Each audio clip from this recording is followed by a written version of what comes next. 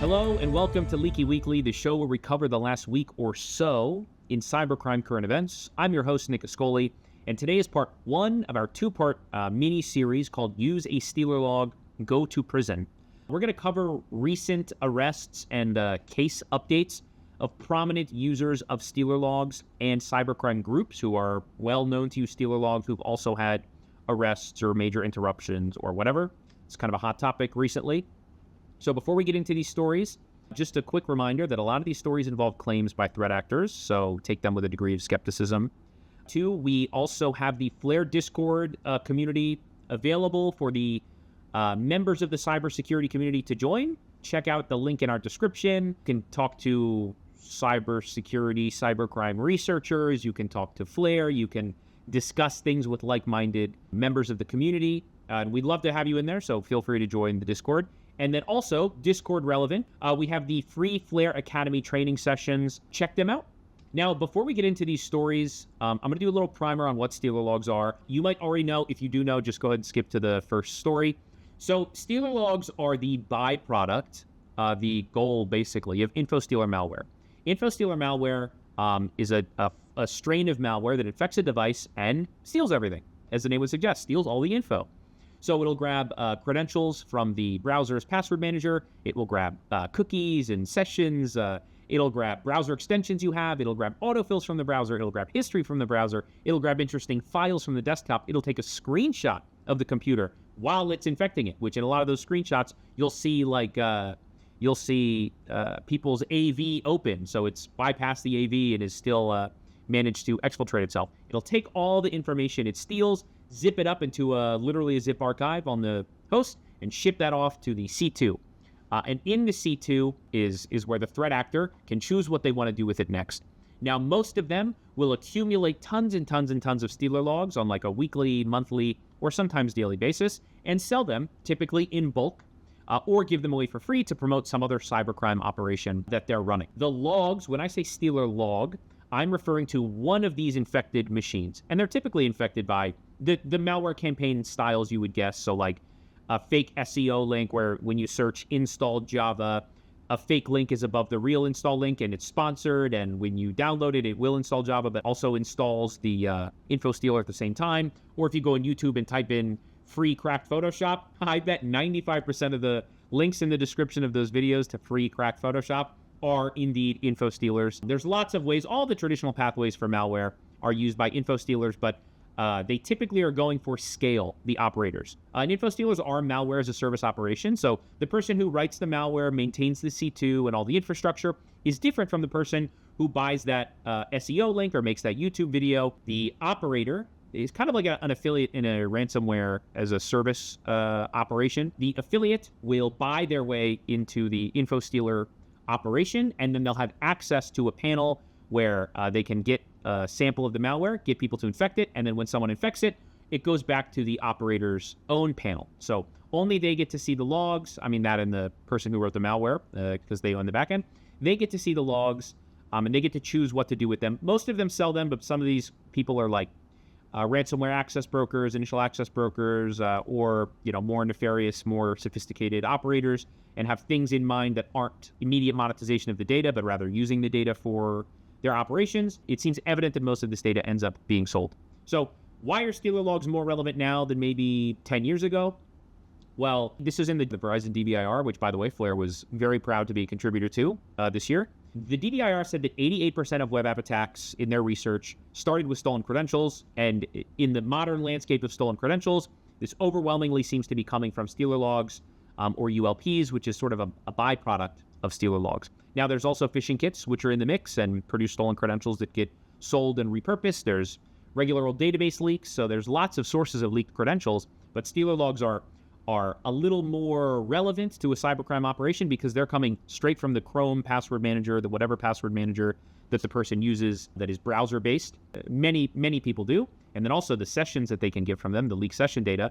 Saving your credentials to Chrome is optional.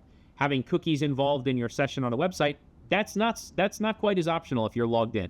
And in the DBIR, in all kinds of serial log research, our last figure at Flare was 46% of logs that we found contained some kind of corporate credential. And this doesn't just affect commodity cybercrime. This is also ransomware. In the DDIR, they did this math and said that the median time between a ransomware victim disclosing they've been infected with ransomware and a related credential that could have potentially been involved in the attack was 2 days. So 2 days between InfoStealer infection and malware disclosure. This is a correlation, not necessarily causation, but it is interesting.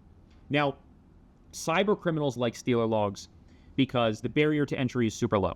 They're relatively easy to find on cybercrime forums or in Telegram communities, and you can basically buy access as an operator to the C2 relatively cheap, or buy the logs from someone who is an operator or an affiliate who then resells them. They can a lot of the times also be found for free. The credentials that these guys are looking for are relatively high value and typically not a challenge to get a hold of, whereas 10 years ago, someone doing proper cybercrime may have needed to know a little bit more about post-exploitation frameworks and more maybe software engineering skills. In the world of Stealers, if the crown jewel you're seeking isn't deep in a corporate intranet, but is instead in SharePoint, you just need an Entra login to get to, or you just want to hold data from Snowflake for ransom, then you just need one login to access a tool, click, click, click, and download what you need. It's not really hacking in the traditional sense. It's logging in with valid credentials or taking over a valid session. The technical barrier to entry here has been dramatically lifted. Lifted as in like a burden lifted. The barrier to entry is nothing. If you know how to log into something, you know basically how to use a Stealer log. So there are many communities now of people interested in committing cybercrime for financial gain, more so than there have been at any point in cybercrime history. And most of these new entrants into the world of cybercrime do not have technical abilities. In a world with popular Stealer distribution, they don't really need them. They're going to be messy. They're going to make mistakes. They are probably going to, a lot of them get caught, but they still didn't need any serious technical know-how to do this. And the opportunity for financial gain is just as strong using Stealers as it is with any other method if your goal is, extortion or potentially ransom. So now that we've set the stage a little bit, let's get into the stories. For our first story, and if I'm the one to break this news to you, then that's crazy. This is a big story. But IntelBroker has been arrested.